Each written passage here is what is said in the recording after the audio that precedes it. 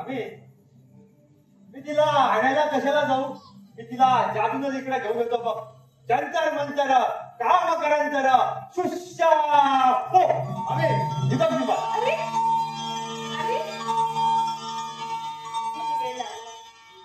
अरे सदा एवढा मोठा शाळा मास्तर झाला पण अजून पोरकटपणा काही गेला नाही तुझा.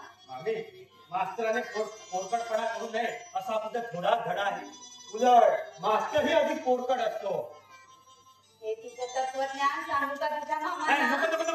कारण मास्टर हा विद्यार्थ्यांचा मित्र नसून तो त्यांच्या पूर्वजन्मीचा दावेदार असतो असा पाठ येतील ते मला. अरे हो, पाठावरून पाठीची आठवण झाली बघ.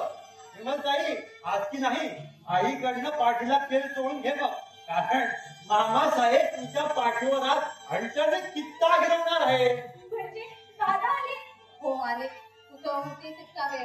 कोण? मी का हा सुचत नाही वाटतं. बघा सदा भलतीच घटना करू नको. म्हणजे मी थापा मारते वय. अगं आई शुभदा सोडायलाच तयार नव्हती. उशिरा का होईना पण चांगली थाप सुचली बघ. तुम्ही मैत्रिणी बसला असताल गळ्यात गळा घालून. बोलणी मात्र मला हवी लागली. नाहीतर का मामीने बोलणी खाल्ली आता तू मार खा. बरं त्यांच्याजवळ जा, त्यांना भेटून ये आणि क्षमा माग त्यांची.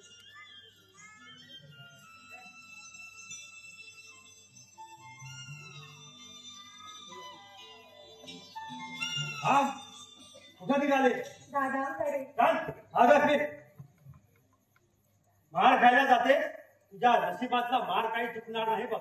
मग उद्याचं मरण हातात कशाला ओढून घेते? कुठं गेली होतीस तू?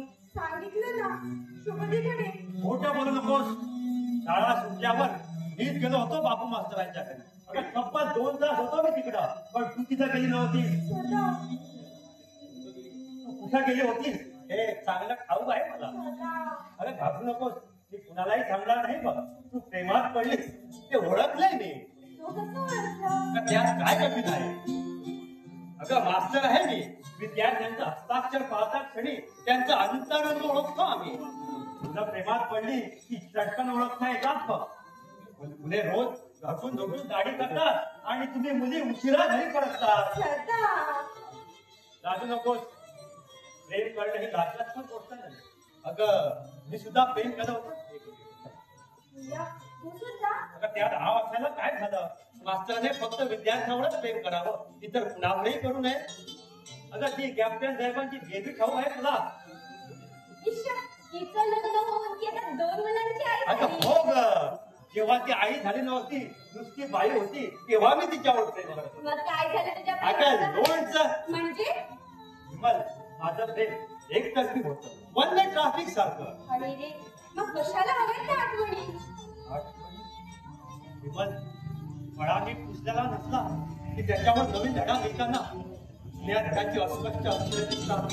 तशीच वर्तमान काळात घडलेली एखादी कथा पुस्तकाला भरून गेलेल्या प्रसाद आठवण आठवणीचा